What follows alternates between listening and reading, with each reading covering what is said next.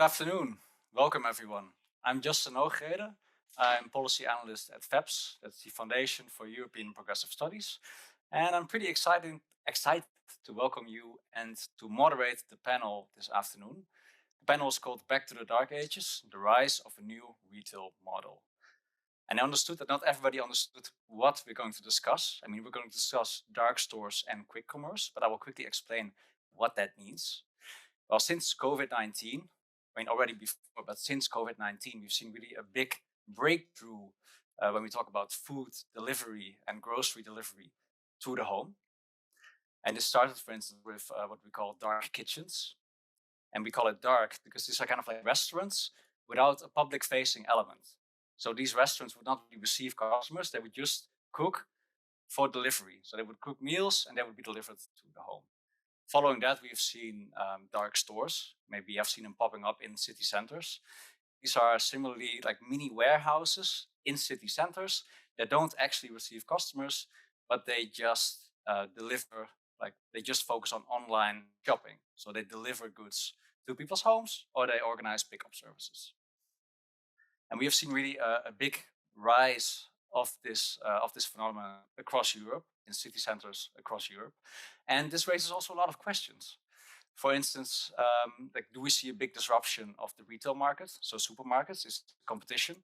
Is this a big disruption like we have seen with the platform economy? And if you think about taxis and Uber, and also what does this mean for working conditions in the retail sector? And also the scope for labor to organize.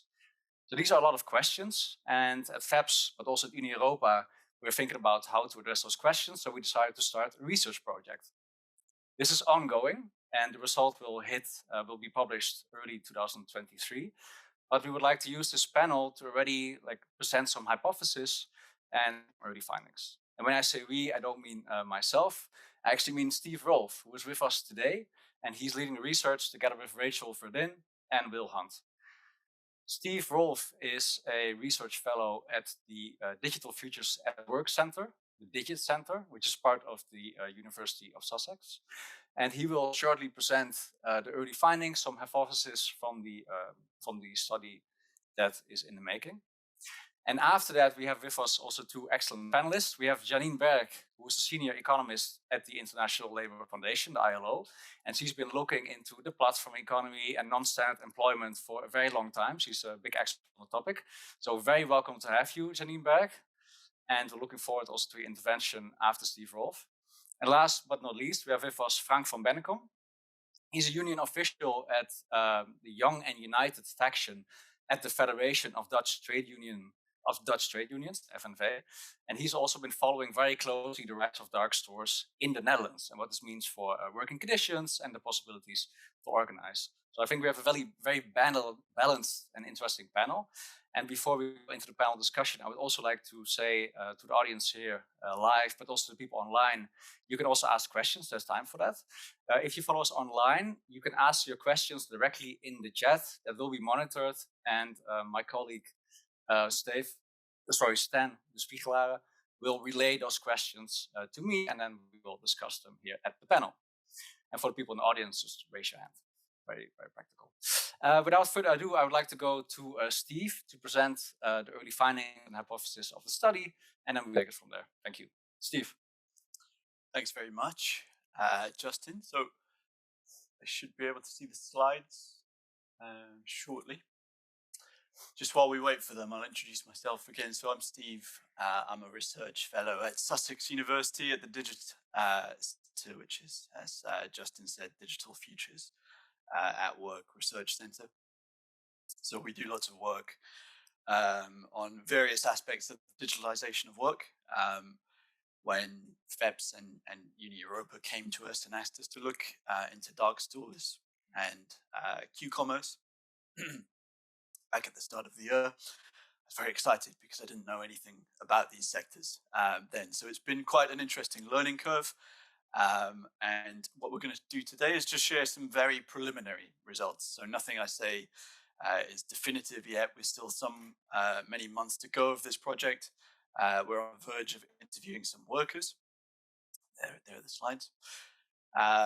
So what do we mean when we talk about Q-commerce and dark stores? As just said before, we're talking about the extension of on-demand platform logistics into the retail sector for the first time on a relatively large scale.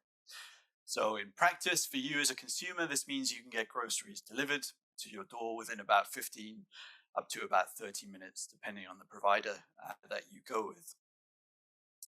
Usually these goods come on an electric scooter or a bicycle that's typically owned by the delivery company rather than by the person who's delivering your goods. So not quite like Deliveroo, where people will use their own bike or car or whatever. This will be an asset that's owned by the Q-commerce company. Q-commerce companies also typically, and I have to say typically because there are some different models in the sector that we can discuss shortly. Typically, they own their own networks of micro-fulfillment centers, what we're calling here dark stores. These are very small scale. They look something like a local convenience grocery store or something like that, except you can't get inside them. They have blacked out windows typically, and they're only for the riders to go and pick up groceries and then collect them and bring them to you. So they're not open to the public, therefore they're dark stores. Gettier calls them G stores because they don't like this connotation of the word dark for some reason, but it's in effect the same thing. So what does our research do? Well, we ask two big questions, really. First of all, what are the business processes underlying the rise of this new sector? Where has it come from? Why has it landed on our doorsteps so quickly over the past 12 to 18 months, from being virtually unheard of to being now advertised on TV and on billboards all around the city? And then second, we ask about the working conditions in these sectors. Are they bad, just like the platform and gig economies more generally, or is there something that makes them distinct, as the brands like to say? So these are the questions we ask, and then we will publish also a separate report alongside the main one, looking at potential trade union strategies that can be used in this sector. So there'll be two reports, hopefully early next year. So Q-commerce, it's a growth industry. And by that, I mean there is huge amounts of capital, principally venture capital and private equity, flowing into this sector, or at least there was until a few months ago. So Gorillas is today officially a $3 billion company, only 2 years after its launch. So it's gone from zero to a very large scale in a very short pace. Gettier has done something similar. It's slightly older. It was established, I think, in 2015 in Turkey, but it's today an $11 billion company as of the beginning of this year. So these companies are expanding ruthlessly. They're doing their best to capture large sections of the market in a very, very rapid pace. And this expansion is all fueled, very largely fueled by venture capital, private equity, as I said. For the workers, it's often fueled by relatively higher wages than other bits of the platform or gig economy. We see the kind of signing on bonuses very often that were characteristic of things like Uber and Deliveroo in the early days of those companies. We see subsidies being thrown at consumers almost every day. I feel like I get an offer for 10 or 15 pounds off a 25 pound shop on one of these apps. So there's huge amounts of money which is subsidizing the activities of these companies and their expansion. And then finally, there are very, very rapid breakneck mergers and acquisitions going on, which make for quite a confusing and kaleidoscopic business landscape. So this chart is from, I think, just under 12 months ago. It's already completely out of date in terms of the landscape of Q-commerce firms operating across Europe. There's been very dramatic consolidation and mergers going on in this space. So we've gone from a kind of landscape where about 40 companies would often be operating in one country, down now to a relatively smaller number, more like 3 or 4 on average, operating in most European countries at a very rapid pace.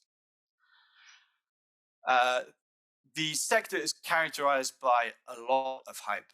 I think this is attributable in part to the fact that they're so dependent upon venture capital and private equity. So this is Kagan Suma. He's the head of Gorillas, based here in Berlin.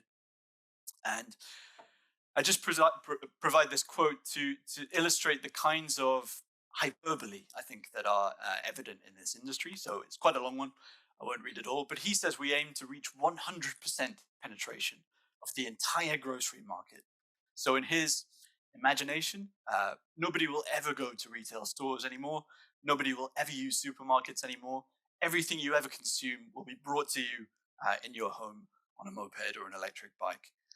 Seems fanciful, but this is the kind of landscape I think it's indicative of the kind of business landscape that these companies are operating in. So he says, in the early days of gorillas, only 3 years ago, we were 100% sure about one thing. If you can go to the moon, then you shouldn't be going to the supermarket anymore. So it's a very future-oriented and rather optimistic vision, I think, of this landscape. These companies engage in what they like to call blitz scaling. So over on the left, you have at the bottom left hand of that graph, you have the kind of typical slow, gradual emergence of a business. These companies like to enter over at the second dotted line there. So they emerge very rapidly at very, very high levels of market penetration and try to grow even more quickly from there. So it's quite unusual. That's one interpretation of what's going on. A slightly less generous interpretation would be to say that they are engaged in hype cycling. So there is so much hype about these industries. There is so much talking up of them, both by themselves and by the venture capitals who are invested in them, that we are probably at the peak of inflated expectations, or perhaps were a few months ago, and we are now rapidly falling down that curve on the graph on the right-hand side towards a trough of disillusionment. And we are likely to see people losing money in this space. Why is that? Well, the retail sector is a very hard industry to make any returns in. Most large retailers struggle to make about a 5% margin on their products, and they can only operate because they do so at such large scale. A large supermarket will typically get thousands and thousands of footfall customers every day. So even if you're only making a 3% markup on your products, you sell so many of them that you can make overall a good mass profit. You can't do that with these small scale orders, and therefore that's why there are so many subsidies to consumers and also to workers to make this whole thing work. So the burn rates in this sector are very big. Burn rates are the amount that companies lose. Gorillas is apparently losing 60 million euros per month at the moment. It's laid off hundreds of employees recently. Getir has laid off thousands and anticipates being marked down by by losing $1 billion this year alone, and having its valuation of $11 billion that I mentioned earlier marked down as well. So there's a big fear about going public because for the first time the internal operations of these companies might be exposed, and things may look even worse than they do so far when they're private. So I think in the report, one provisional finding that we're going to introduce is this notion that these companies are laying down an infrastructure for the future. So the analogy I like to think about is the construction of the railways in South America in the late 1800s. Effectively, every company involved in that process went bust. Many of the investors who put their money into those railways also lost all of their money. But nevertheless, the physical infrastructure of those railways remained.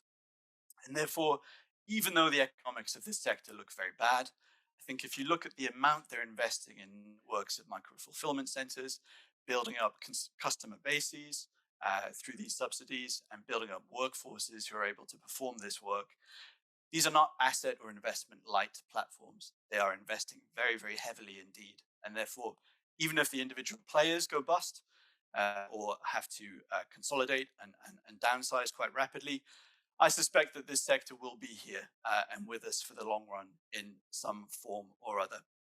There's many different permutations that this could take. One I highlight at the bottom there is Q-commerce as a service that's increasingly being talked about by analysts.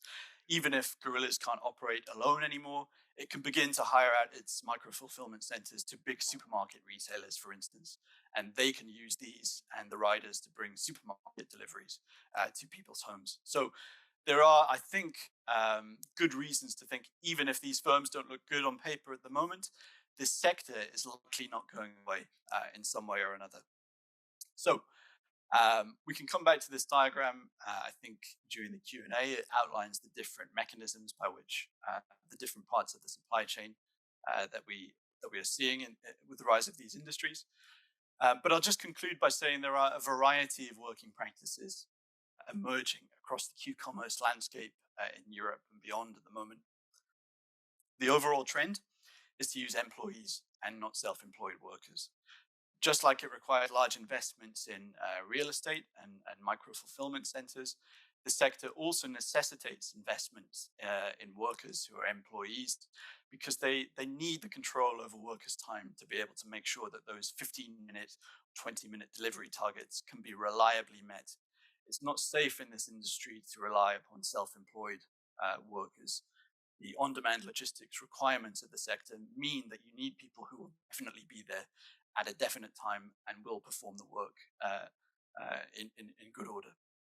So I expect we'll see very dramatic change over the next few years or even months in the sector. Things move so quickly. The paths to profitability that they like to talk about at the moment will probably require dramatic change. And one of those that people repeatedly mention who are involved in the sector is the likelihood, or at least the possibility, of shifting to a self-employment model, which completely contradicts what I just said, and I think will cause a lot of problems for the companies involved if they try to do this.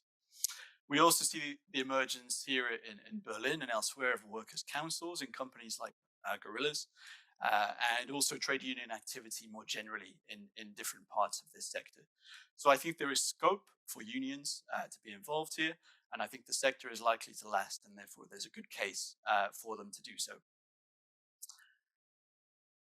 Finally, if you happen to know anything about this sector or would like to be involved in the next few months of the research, whether you know sector experts or you just know workers who'd like to speak to us, then that would be of interest. So there's a QR code that you may be able to scan. I haven't tested it, but it looks like a Get Here moped, I think.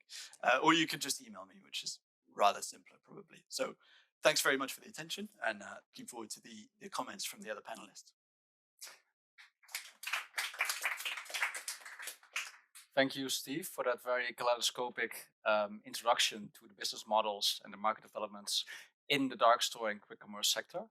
It's very interesting, and you also mentioned that it's kind of crunch time. So if you talk about the going away of cheap money, cheap venture capital money, that has kind of underpinned the growth of the sector, that could already spell changes in the coming months, perhaps even. And that's actually something I want to talk about with Janine Berg, because what does this mean for working conditions? I can understand that if the profit margins in the sector are already quite slim, and that cheap money is going away, that something has got to give. And I could imagine that this is working conditions and the quality of employment in the sector. And Janine, you've looked at this for many, many years. Could you explain a little bit how you think that, for instance, authorities, public authorities, could kind of prevent this from happening? So kind of buttress the quality employment in the sector, and what kind of policy measures public authorities could take to kind of prevent this squeeze on working conditions. Janine, please. Okay. Hi, Justin. Hi, Steve. Thanks so much for having me. It's a pleasure to be with you, and it was really great to read the synopsis of your research project. I think this is a really important area, so it's great that you're doing this. I think there's also a lot of parallels here with the dark kitchens. So I would maybe suggest that some of that research also be on the dark kitchens, because I don't see too much of a distinction in them. So the first question about working conditions, you say that at present, the working conditions aren't so bad. The people are hired as employees. They seem to be being paid decently well. This has a lot of parallels with the experience of Uber and some of the delivery platforms when they were first started. And I think that's a strategy really to attract workers into that sector, but also to prevent regulators from having concerns over the sector. So we see For example, when Uber first arrived in New York City, there were hearings in City Hall about some of the concerns about Uber entering the New York City taxi market. And Uber at that point was paying its drivers so well that many of those drivers actually went to testify on behalf of the platform, defending it as wonderful pay and great working conditions, and please don't interfere with this model. So I think that is part of the strategy. I don't see how it's a highly competitive industry with a lot of parallels with delivery work. So I don't see how that they would be able to sustain having good working conditions unless there is some sort of baseline regulation. So even, we saw some of the delivery platforms that moved from employee status to self-employment status. I would see that would probably be the same here, unless they're prevented from doing so. I'm not so convinced. You're arguing that maybe because of the demands of the sector, they would have to have an employee model. I'm not so convinced that that's going to be the case. I think with algorithmic management, it's more straightforward for the platforms to basically encourage the workers to be working at a certain time that would fulfill those needs. And I could imagine also that the hours of work are probably a little bit better than in the traditional delivery platforms. So there would probably be more interest in working those hours, which I imagine are pre-dinner hours, for example. One of the big concerns that I have that you haven't raised, but perhaps you're also researching, is how it affects the small businesses. And this is particularly, you were mentioning about how you're receiving ads and for subsidies for using some of these dark stores. So this is probably incredibly detrimental to all the small little shops that you have in inner cities all over the world that sell some grocery items or some basic need items. I can imagine a lot of those are really going to have a lot of pressure, and some might even close. And so this is where I actually, in some ways, this to me is a bigger concern. Because the working conditions we could always eventually regulate. But if small businesses go out of business, it's very hard for the people who are the entrepreneurs to regain the capital to rebuild again. And so you might be left with some city centers that you no longer have those small businesses, and people will be then forced to use these Q-commerce stores. So I find that really problematic. I'm also concerned for small restaurants, the ones that are participating in the dark kitchens. Right now, maybe the dark kitchens might have several restaurant workers in them preparing menus from those specific restaurants, but there's no guarantee that is going to be the way forward in the future. And so you could see maybe that some of these small restaurants also disappearing. So I think from, when you talk about, one of the speakers is going to talk about trade union perspectives, I think this is something that we need to really be concentrating on, really. What does it mean for small businesses? And then the other area that I think deserves a lot of attention in the debate is about occupational safety and health. So for the workers, certainly these drivers and these cyclists, we know that the number of road accidents, either injuries or fatalities among delivery workers is very high. A lot of them in some areas, particularly in Latin America, they're subject to attack, subject to robbery. So there's really a lot of, it's a dangerous occupation. It's also dangerous for other people who are pedestrians or cyclists on the city streets. When you have a model that's based on quick delivery, you're always going to be putting the pressure on these delivery workers to get there as quickly as possible and to be taking shortcuts. And so that's really a recipe for accidents. So I would actually concentrate a lot of attention on this area, and perhaps regulators need to be giving some guidelines about if you're going to be delivering certain kilometers at a certain time, you need a minimum of so much for the order, and that could be a minimum threshold, because I think in some ways this is the greatest concern, and just providing a helmet isn't going to do it. This isn't about wearing the protective gear. This is really about the time needed from point A to point B. So those are my 3 areas of concern. Just one question about your presentation. You made the analogy, you were saying that there's a lot of infrastructure that's being built, and you compare it to the railways in South America.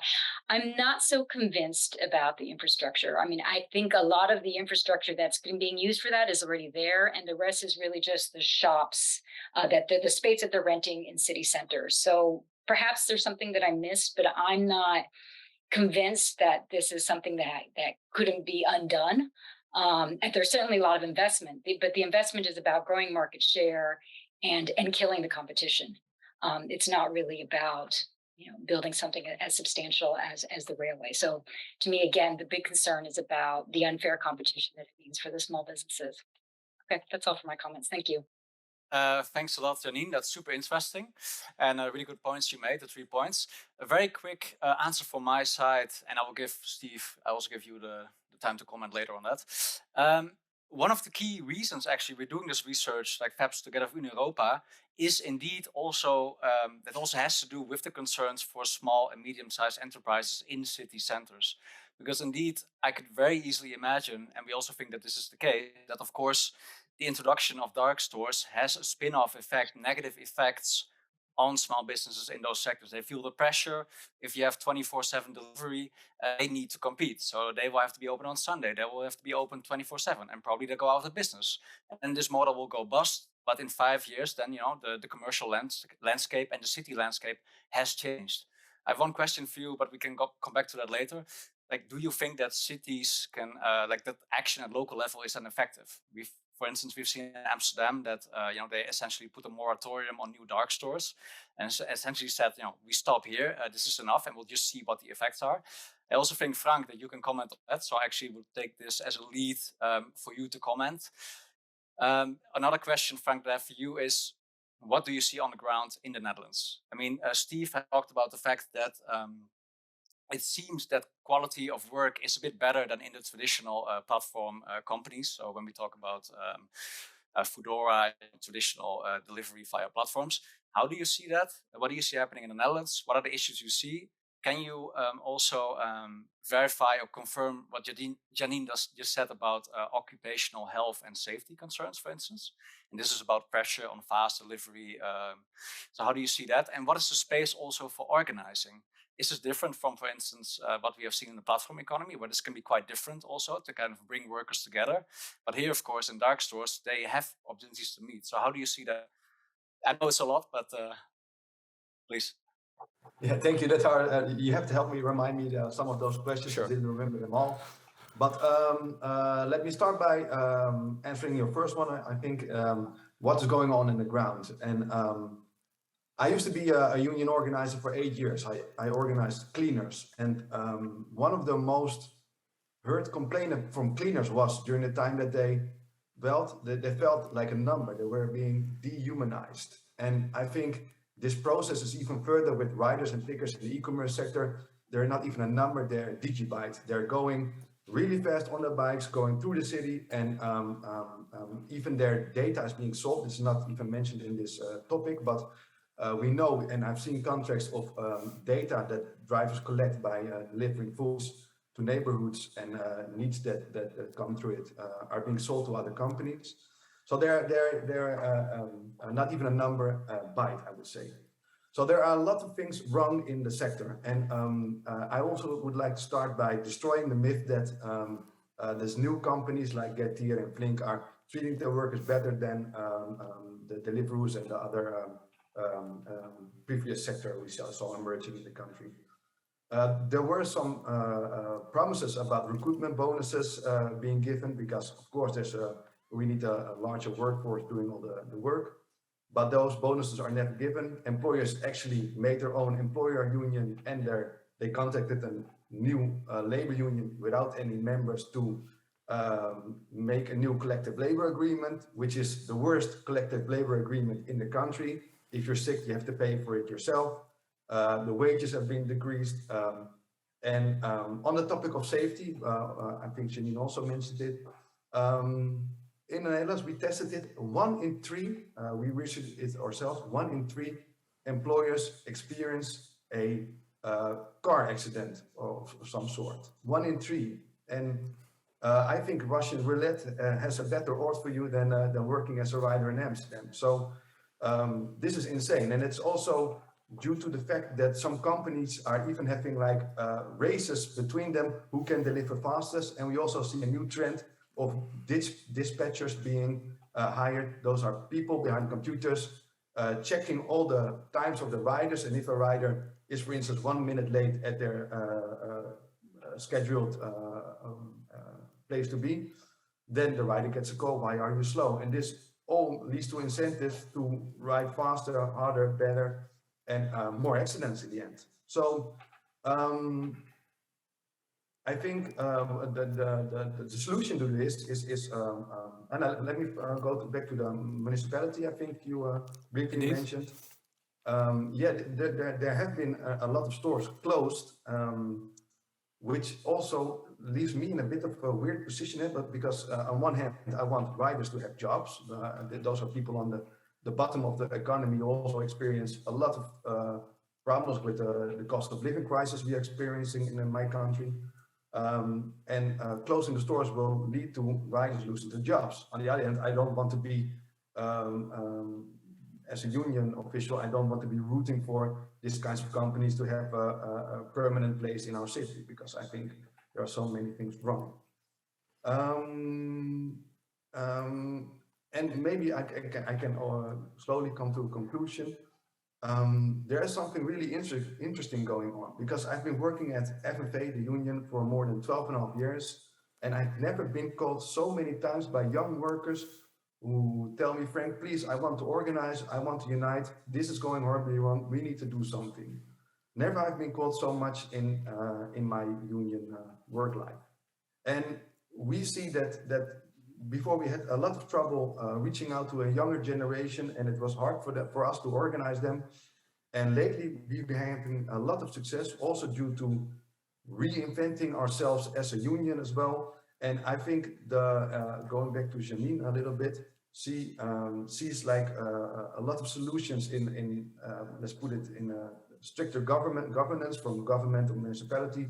I think the key here is unions, because we as unions together with organized workforce, we can determine how a company can function in a safe way, and we can have a saying about what is a fair wage. We know what's fair working times. We know way more usually than people in the government or in other organizations. So I don't know. That's very clear, Frank. Thanks a lot. So you're saying that first, that what we just discussed about quality working conditions has to be qualified a little bit, or perhaps a lot. So there's actually a lot of stuff going down that's sketchy. Second, that algorithmic management is really pushing workers to the extreme, which causes the need a lot of occupational health and safety issues that also Janine touched upon. And third, that unions have a key role here, and there's a clear space and need to organize. So we take that with us. And now I would like to go back to a point that Janine made earlier about the infrastructure, and I would like to give Steve the opportunity to comment on that, because I think this is quite tricky. Because we talk about dark stores, and there's some overlap with more traditional platform, like platform companies, let's say, that are really infrastructure light.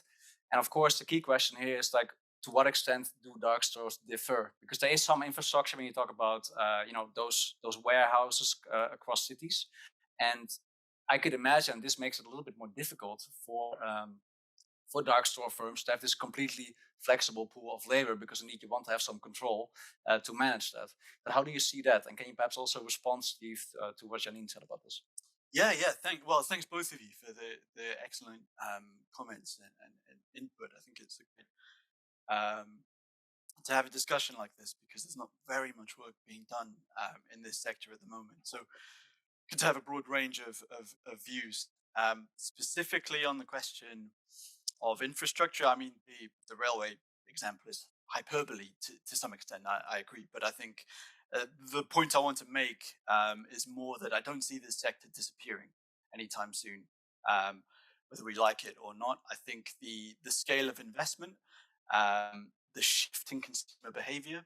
If you read through those horrible McKinsey reports about what consumers want in the retail sector nowadays, large numbers of people want same day or within an hour or two delivery. I think 35% of people would prefer that to any other model. So there is a very large constituency out there who, whether we like it or not, will demand these kinds of services exist.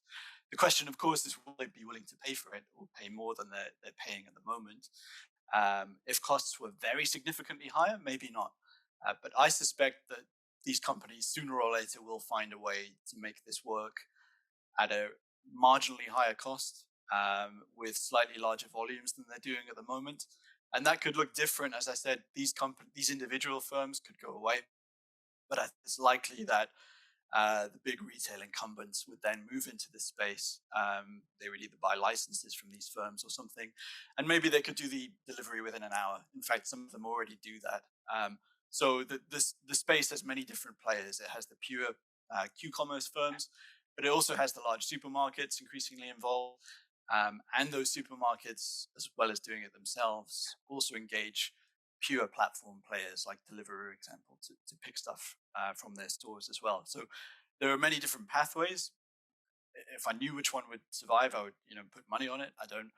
But I suspect that one of these will eventually win out, and that this sector is in some form or other here to stay. I don't think that the amount of investment and commercial energy that's been put into it is likely to disappear in the near future. Was that the only comment? That was indeed that was the main comment. I mean, if you have other comments to what both Janine and Frank said, then please go forward. Yeah, I think the question, in some ways, Janine and Frank's contributions were at odds with each other, because Janine says that it's quite likely that as time goes on, these companies will move to self-employment, just like we saw in Uber and Deliveroo, for example. But Frank gives us a different position, which is basically that they use employment, but they're terrible employers. And the work is intense, it's algorithmically managed, and it's not really good or nice or pleasant for anyone involved. So I think that illustrates to me that employment status is not the only thing that matters here. I don't want to dispense with the significance of employment status or anything like that, but it's possible to employ people and to be a terrible employer. So I think maybe that we shouldn't be overly hung up on that question alone as to whether work in these sectors is good or not. Nevertheless, if you are employees, and I suspect that so much work has been put in, from a PR perspective from these firms to say, we are not like the other platform companies, we employ people. It seems to me it would be very difficult for them to row back on some of those commitments. Maybe they would, but I think they would lose a lot of PR value that they've put into building their brands on that basis of being employers and not like the other platforms. And secondly, I remain slightly skeptical that you can run this system on a purely self-employed model. I think the labor requirements are so intense, and the need to have large numbers of people there up and ready to move at a moment's notice is higher actually than some other platform sectors. So I think I suspect that some kind of employment might be here to stay. Of course, the economics also determine that, because if they're losing money and they have to find these pathways to profitability, maybe they'll get rid of it and experiment with self-employment. But I think there are reasons to think it will last, maybe in the long term at least. And I think that offers some hope to people who want to try and organize in this sector, because of course it's easier to do so with employees than the self-employed, for a whole bunch of reasons I won't go into. Thanks for the very comprehensive answer. Perhaps to touch upon that as well. I mean, we discussed now, self-employed versus employed. I think also at European level, we have the Platform Work Directive with like a rebuttable presumption of employment. So I think this is in some way being addressed, although this can take still quite a long time, of course. But how would you look at, for instance, other aspects like minimum wage boosts, which is also something that has just been decided, or it's in the process of being decided at European level, to kind of raise the minimum wage across Europe? Is this something that's that you see as beneficial? Frank, for instance, do you have any comments on that? For sure. I think the wages should be. We are in the middle of a crisis, and we have, as the Netherlands, we're the only country, I think, in Europe who has the threshold for the minimum wage has an age gap of 21. So a lot of workers who are 18, 19, or 20 only have like 50% of the minimum adult wage. So there needs to be a change, and we see a lot of people inflicted into a huge sums of debt, and I think this has to change. Else we're running into a big crisis. And honestly, we already are if I'm looking around. Thanks a lot, Frank. I see we have a question also from the chat. Stan, please, could you relay the question? You can put on the microphone. Yeah. So there's one question from Askir Lundblad from Unionen, which is a Swedish trade union, and he's asking basically what the monetary incentive is for the investors in those companies. So if they don't make a profit, why are these venture capitalists making so much investment in the kind of companies like Getir and Gorillas? I think both Janine and Steve have a very clear answer to this. Janine, maybe you first. No, actually, I think it's a really good question because I've always been wondering this myself. I mean, I just read a FT article about a month ago about how Travis Kalanick was getting all this money from investors, including Microsoft, for $10 million for opening dark kitchens in Latin America. I mean, to me, it just shows that there's a lot of money out there, and there's a lot of money that they're not paying taxes, and they have money to burn on the latest fad, because coming back to what Steve said at the beginning of this presentation, these are really low margin industries. These are low margin industries with not a lot of technological innovation. So if you think of what the value added is of this, you're commodifying supermarket or market purchases. That's all you're doing by having somebody deliver it to you instead. So I'm actually quite baffled why people would invest in this rather than investing in something a little bit more innovative, like the latest green technology or something.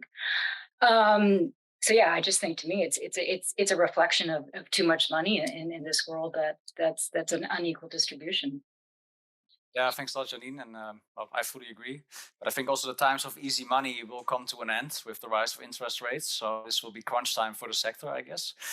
And I guess another reason could be also that those companies, those investors want to invest, take a lot of blitzscale, take a lot of market share, and then in the end, like Uber, they hope to become a monopoly and then kind of reap those monopoly share profits from the market. And I think that's also something that will come out of the study, that there's a lot of consolidation in the sector to achieve exactly that. We have very little time left, so I would like to give one final question to Steve, and that's the following. You described 3 different models, right? It was like traditional supermarkets that develop their own kind of rapid delivery systems. Then you have classic traditional supermarkets partnering up with food delivery platforms like Foodora, Deliveroo, etc. And you have also the startups, the new entrants that really like Gorilla create their own dark store infrastructure.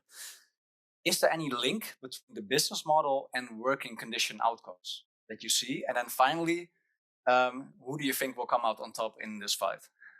Yeah, great. I'll just add to the discussion before about the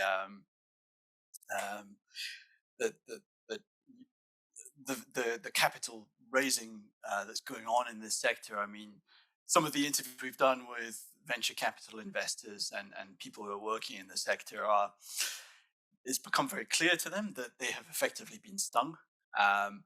And many of them are quite embarrassed, actually, about the amount of money that's moved into this sector. And a couple of the explanations we've had that resonated with me during those interviews is that COVID was a big factor in terms of socializing VC investors for the first time, sitting at home alone with huge, vast amounts of money, freshly printed from COVID stimulus and so on, sitting in their accounts with not very much to do with.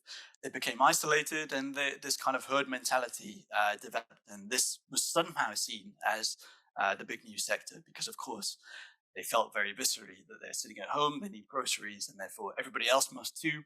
And therefore, let's throw our money into this sector.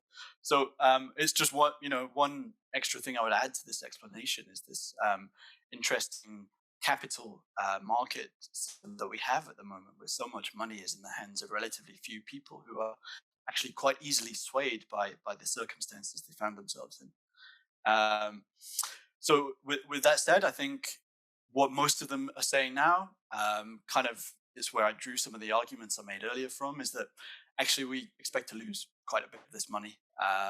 And one of the main ways that we can possibly insulate ourselves from this is selling Q-commerce as a service in some way or other. So if we can have the big institutional or incumbent retailers like supermarkets and so on buy up some of our stores or our technologies or our customer databases to engage some of our workers and take them on, then we can just become a more pure platform intermediary between those two, between the customers and the firm, and we'll just get license payment for that technology. So I suspect that supermarkets are not dead yet, that they have a big role to play in the future of whatever we end up calling this industry, whether it's Q-commerce or rapid delivery or on-demand retail delivery, whatever it is. So I'm absolutely not going to invest. I suppose if it was, that would probably be a bet I would make, that these companies in their current form look very bad. Their foundations are not good at all. Okay. But something in this industry will remain, and I would bet on the big, wealthy incumbents to have a big part in that. All right, it's kind of a weird message to end on. Yeah. If you want to invest, buy shares in the supermarkets. Without jokes, I think that a lot is uncertain. I think it will be crunch time for the sector. I think what we can already see is that the working conditions are not as good yet, and there will be a lot of pressure on them to actually worsen in the future. We don't exactly agree on what we should do in terms of policy and in terms of like union action. I would figure it's both. So there's a lot of things to be done in the near future on this. Stay tuned for a report, which will be out in Q1, the first quarter of 2023. And thanks again to the audience, to the listeners, and of course to the speakers. Janine, thanks a lot. Frank, thanks a lot for tuning in. And thanks, Steve, for presenting and for doing the research.